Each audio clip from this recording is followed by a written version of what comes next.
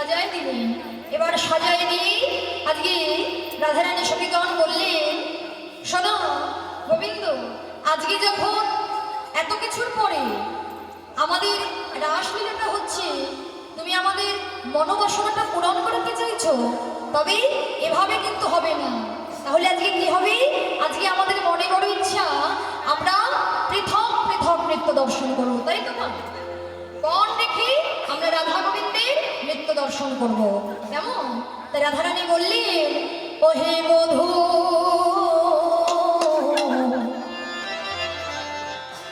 পরাণ বধূ, তুমি কঙ্কলের তালে নাচো। ও হে বধূ,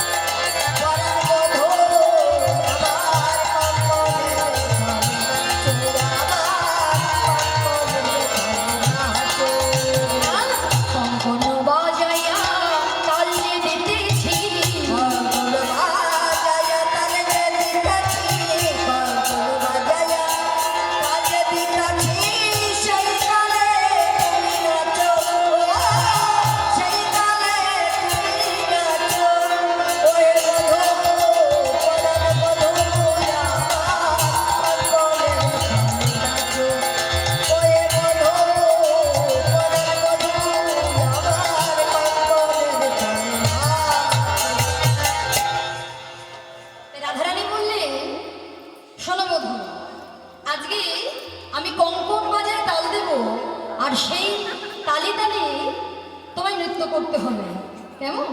কঙ্কন বাজায় তাল দেব, আর সেই তালে তালে আমাদের গোবিন্দকে নৃত্য করতে হবে, তাই তো?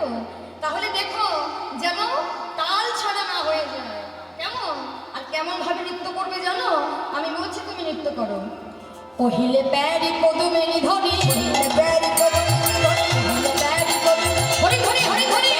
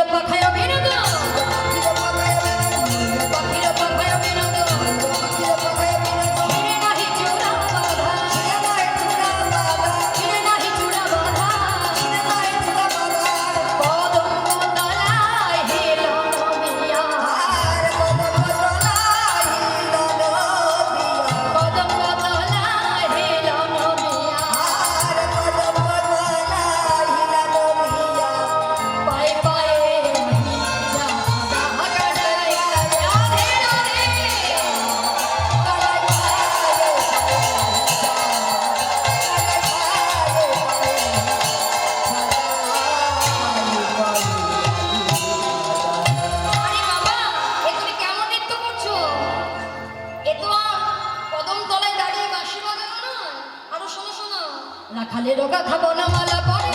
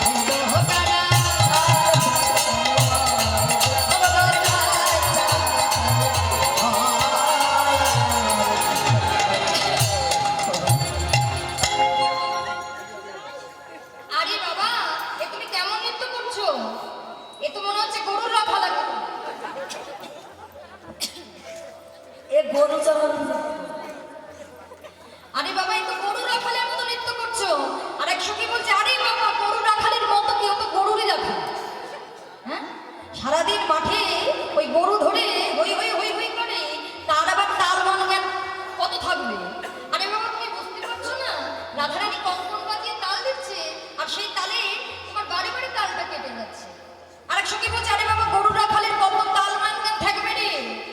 আরে আমরা ভালো ভালো ওস্তাদ ধরে গুরু ধরে শিক্ষা অর্জন করেছি। হ্যাঁ, সখীরা বলছে আমরা ভালো ভালো গুরু ধরে আমরা নৃত্য গীত আমরা শিখেছি, আমরা গুরু ধরে শিখেছি। আর এই কানাই শিখেছে গরু ধরে। হ্যাঁ, আমরা গুরু ধরে শিখেছি, গরু ধরে শিখেছে। তাহলে ওর নৃত্যটা এমন হবে না তো কেমন হবে? ও বয়ানে হাস মধুর ভাস বলে তো সব সখী, কঙ্কনের তালে গোবিন্দায় বলে একবার নাচো তুমি। এবার আমার প্রাণ গোবিন্দ বলছে, সত্যি তো, সত্যি তো আমি গরু রাখাল, তাই তো বাবা? আচ্ছা আগে দেখি তো কৃষ্ণের দলে কারা কারা, একটু হাত তোলো তো।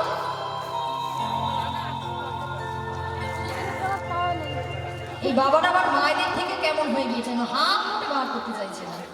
দেখি একটু হাতটা দেখি তো, একটু হাতটা দেখানো যাবে? হ্যাঁ, তাহলে কৃষ্ণের দলে বাবারা আছে। দেখি রাধারানীর দলে কারা আছে? রাধে রাধে।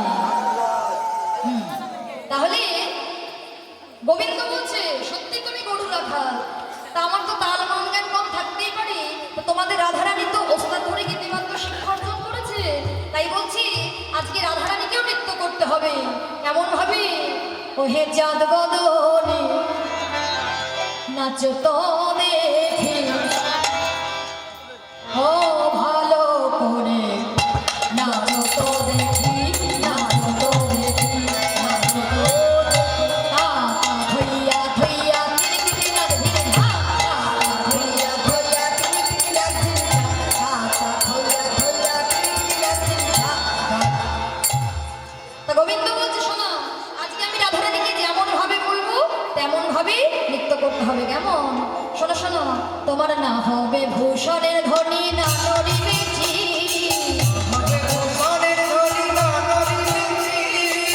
না হবে ভূষণের ধ্বনি না নড়িবেছি, তোমার গোলামতি চরণে না বাজিরে বলবে হরি বল।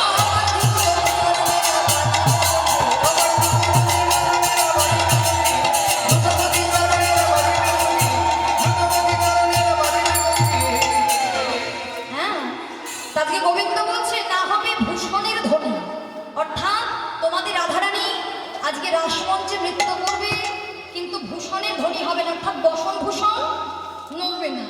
হ্যাঁ, না নড়িবে চির, আবার দ্রুত গতি চরণে, দ্রুত গতিতে নৃত্য করতে হবে, কিন্তু চরণে নুপুরও বাজবে না। কেমন? আর কেমন ভাবে? আমার তো বাঁশি ছাড়ার কিছুই নেই, তাই আমি কি বাজাবো? গো বিষম সংকটের তালে বাজাইব বাঁশি, বিষম সংকটের তালে বাজাইব বাঁশি, বিষম সংকটের তালে বাজাইব বাঁশি, বিষম সংকটের তালে বাজাইব বাঁশি। ও ধনু অঙ্গের মাঝে নাচো বুঝিব প্রেয়সী, ধনু অঙ্গের মাঝে নাচো বুঝিব প্রেয়সী, ধনু অঙ্গের মাঝে নাচো বুঝিব প্রেয়সী, ধনু অঙ্গের মাঝে নাচো বুঝিব প্রেয়সী। আমার হারিলে গাড়িয়া লব বেসর কাজলি, হারিলে গাড়িয়া লব বেসর কাজলি, হারিলে গাড়িয়া লব বেসর কাজলি, হারিলে গাড়িয়া লব বেসর কাজলি। আচ্ছা বেশ, তাহলে জিতলে কি দেবে? আবার জিনিলে তোমারে দেব মোহন মুরলা, জিনিলে তোমারে দেব মোহন মুরলি, জিনিলে তোমারে দেব মোহন মুরলি,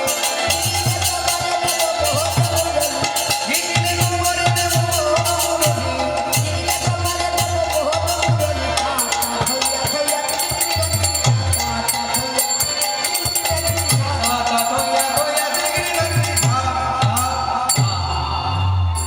গোবিন্দ কি করলেন? মুরলীর অগ্রভাগ দিয়ে একটা ধনু অঙ্ক চিহ্নিত করে দিলেন, আর ধনু অঙ্ক চিহ্নিত করে দিয়ে বললেন, শোনো, আজকে তোমাদের রাধারানীকে এই ধনু অঙ্কের মাঝেই নৃত্য করতে হবে। যদি ধনু অঙ্কের মাঝে নৃত্য করে যদি হেরে যাও, হ্যাঁ, ধরো যদি হেরে যাও, হেরে গেলে কি করবো? তোমাদের রাধারানীর বেশের কাছে বক্ষ আভরণী নাকে